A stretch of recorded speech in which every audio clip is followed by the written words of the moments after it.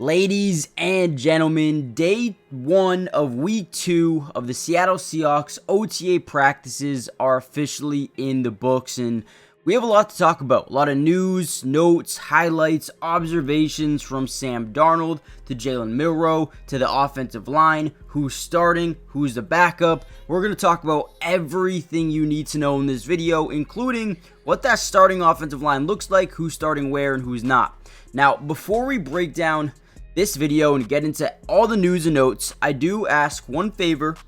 I need you guys to go follow all of the Seahawks media members on X, because without them, these videos are just not possible to make, and all credit is going to them. Without them, again, we don't have any of these highlights. We don't have any of these news. So go give them a follow on X if you want all these clips and news before I can even post them. And with that being said, let's kind of dive into the video and talk about the starting offensive line, at least for yesterday, day 1 of week 2 of OTAs. Now, at left guard, we had the center, Gray Zabel. I mean, not center, the rookie, Gray Zabel, starting at left guard. That was cool to see. At right guard, you had a couple of guys splitting reps in terms of Christian Haynes and Anthony Bradford. Now, as of right now, I don't really have any information on who is leading that room, but it started off with Anthony Bradford, and then Christian Haynes kind of split in during practice as well. Right here, you see a couple of different offensive lines. You see Sam Darnold with that first team, and as we rotate over, you start to see Jalen Milroe with the second, or I believe third team offensive line. At center for the first team, you saw Oluwatimi. I don't know if I said that right, but he was the starter. And then you also saw Jalen Sundell getting some starter reps as well, but a little bit less than Olu was. So that's the interior of the offensive line. Let's kind of break down another big segment of today's practice. All right, here was a really cool portion of yesterday's practice. Basically, wide receiver DB drill where the DB would come out, break around this cone, and get ready to make a tackle. Same thing goes the other side. You got to get around the cone, and then you got to make the guy miss in open space. Now, this first rep, you have DB 34, who I believe is Shamar Jean-Charles, who was a free agent, I want to say, coming over from New Orleans. And then you have 33, which is a UDFA wide receiver, Nate McCullum. Here's the first rep. They get around the cone, and here we go. All right, one-on-one, great one-cut ability. Just a good rep. Now we have different rep here. You got 30. Well, I believe 30 is AJ Finley, if I'm not mistaken. And then the wide receiver, 82. I believe that would be Cody White. You guys let me know in the comments down below. Another good rep here. Let's go back to the Cody White rep. Looks like he maybe breaks forward. Let's see. Another rep here.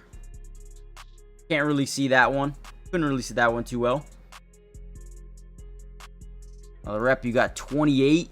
28, I believe, is Nehemiah Pritchett from Auburn. Another rep, we can't really see whoever's doing this camera work. All right, here we go. Here's Nick Emmanwori versus Cooper Kupp. All right, this is a really interesting matchup here. Cooper Kupp, Nick Emmanwori. Good rep, good rep. I mean, looks like maybe tackle could have taken place there. I mean, Nick Emmanwori is so fast. Look at how quick he gets to this cone. Look at how quick this dude gets to the cone compared to Cooper Kupp. Great rep there. Now, what's interesting about Nick Emmanwori that I really do like is him and Elijah Arroyo are two guys who have yet to sign their rookie contracts, and they're still practicing.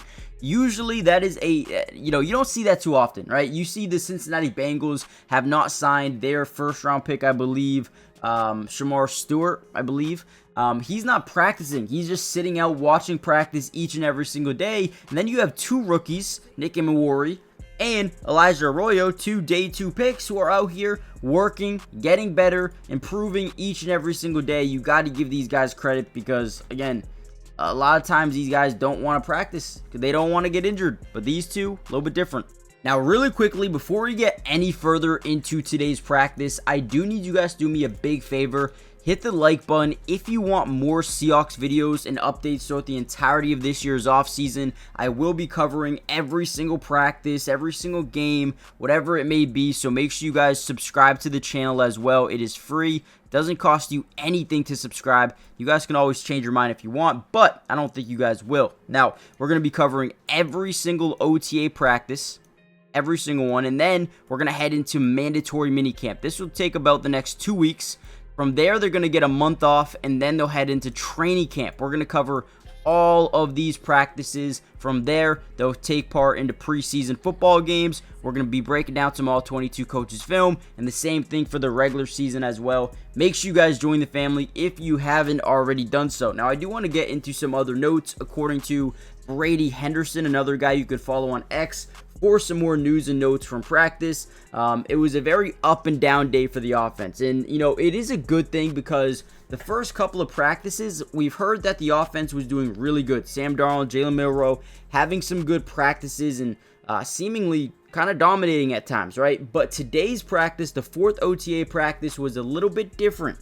Sam Darnold was intercepted twice in a short span during 7-on-7 in the red zone area. Julian Love had an interception first, and then Josh Jobe also picked him off in a scramble drill throw.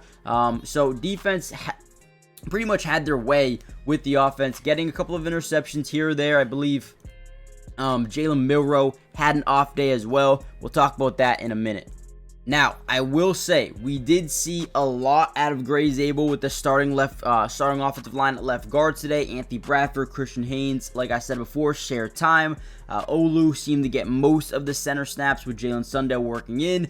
Abe Lucas did not appear limited, which was a really good sign because he had some knee injuries prior to camp, so good sign there. We also saw Kenneth Walker in uniform wearing a helmet, but didn't do too much. Not sure what's going on with that, but he was there, which is a good sign. Again, this is all voluntary. You don't need to be there. Ernest Jones also didn't do too much. He's recovering from an injury as well. A guy that really stood out to a lot of the reporters was wide receiver Cody White. We saw him a little bit earlier in that drill, but in 11-on-11 red zone period, had a touchdown pass or catch from Drew Lock on consecutive plays, so back-to-back tutties. So that was good. Cody White definitely progressing each and every single game, or practice, I should say.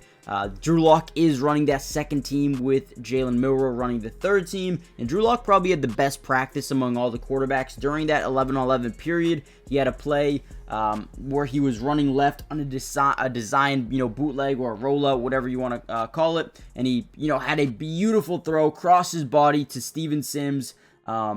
Beautiful one near the sideline. Love that one. Darnold had a couple of bounce back plays. UDFA wide receiver Tyron Brodin and Cooper Kupp had touchdowns, and then a later one to Zach Charbonnet and JSN as well.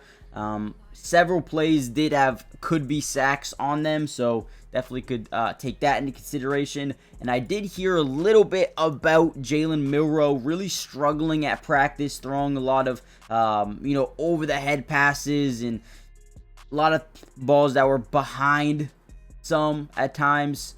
So again, it's just OTAs. There's no pads, but definitely take into account some of those plays. All right, so here's one more rep before we end this video from Torrey Horton, one of the rookie wide receivers. Definitely love him. He's got a great one-cut ability here, and you see plant that foot into the ground, boom, and he's just gone. So Torrey Horton is definitely a guy I'm excited about. Let me know who you're most excited about from this new look Seattle Seahawks team, whether it's a second-year player or a rookie, someone they just signed. Let me know who you're most excited to see. It could be Kobe Bryant, right? Talking a lot of trash over the last couple of days. Hit the like button, subscribe, join the family, and I'll see you guys in the next one. Peace.